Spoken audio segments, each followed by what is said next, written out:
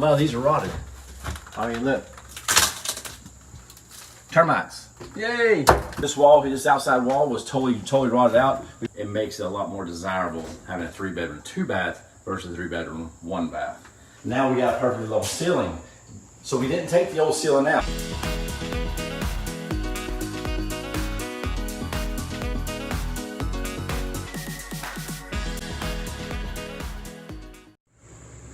Hey everyone, Kevin Jarday. We're here today at my flip house. I want to show you guys how we fix unlevel floors and unlevel ceilings, and you know how to deal with the houses built in the 30s and 40s where they didn't use levels, or they did use levels. They used extra wood to build things. They didn't do anything consistently. So come on in, I'll show you how we did it. Okay, so now we're still a work in progress, obviously, but we're to the stage of getting ready to paint, which I'm getting ready to start doing here shortly, and to put cabinets in.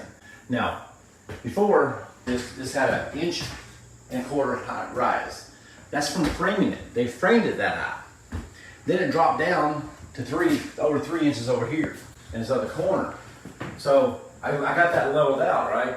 Well, when I leveled that out, because they framed it that way, they also framed this wall 94 inches off the ground, and that wall 91 inches off the ground, which is evident if you look right here at this last piece of shiplap that was put in for this level, all the way down here to where it's nothing, and it's back into the next one. Not gonna hide that with a piece of crown because you won't see the joint, okay? So most people never notice that. So how do you deal with that? How do you get your ceilings as level as possible? If you'll kind of look, I mean, the ceilings, they're not perfectly level, but they're flat. So we literally had to go in and you pick one direction or another, okay? So we picked the level this way versus this way. So this way is still a slope, but this way is perfectly level. The way we did that was we used shims. So we used 1x, we used plywood, we used shingles to get whatever it took for us to get, and we had an 8-foot level, and we just put it on there until we got level. Once we got level, we put it in there. So when you walk into the kitchen now, instead of being all lumpy, and have all these big sags in it, now we got a perfectly level ceiling. So we didn't take the old ceiling out, okay? Old ceiling had several leaks in it over the years, and so it sagged and broke loose from the 2x. So when we put our 1x6s up, we actually screwed it up and pulled that out. So for the most case, the ceiling looks a whole lot better. And we went back up with 1/2 inch sheetrock. Now don't do this. Don't go in with a 1/4 inch to 3/8 inch sheetrock over that. It's not that much more money. Spend an extra $3 because you just have a rigid board. It's good and strong. 1/4 inch likes to sag, 3/8 likes to sag, but this stuff doesn't. And you can also get you see if you'll look here, it says sag resistant. All right, sag resistant means it's a lot stiffer. So if it gets a little bit moisture in it, it's not going to go boop and break. It's just going to hold its rigidity, if that's the right word. All right, so that's what we had on this. Now, we used to have the laundry rooms in here, and we used to have a door here. So we took that door out and moved it over here. Now, the reason I did that was because I'm making the laundry was just way too big for a little 3-bedroom, 1-bath house. So we're gonna make a 3-bedroom, 2-bath house and add another master in here.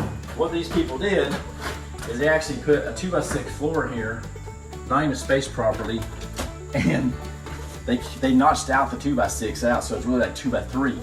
So there's no strength to it at all. All right, you can actually see from here that they just used 2x4s up here, and a lot of these are rotted. I mean, look, termites. Yay! You love termites, right? No. All right, this outside wall was totally rotted out. We've already cut the rotted out, but see that? That was an exterior wall. Something just fell. Now, what we're going back in with is the 2x8s that match this original floor in the kitchen. So when you walk into the laundry room, you're not stepping down, you're walking straight in. Obviously, I don't have to explain why that's important, right? So we're going back. When I did this, I said, hey, we're already replacing all these floor joists. Why not make the room bigger? So we actually went 2 feet beyond. So this room is actually going to grow by 2 feet because we got to replace all the traffic, all this stuff anyway. The pitch is not enough.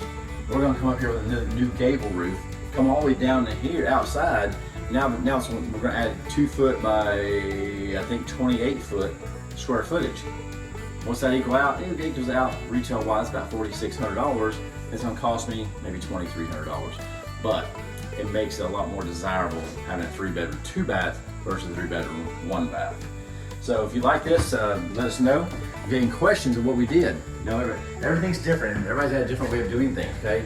So there's no right or wrong way of doing, well, there's a right way, there's a right way, wrong way of doing things, but there's not just one way of doing things.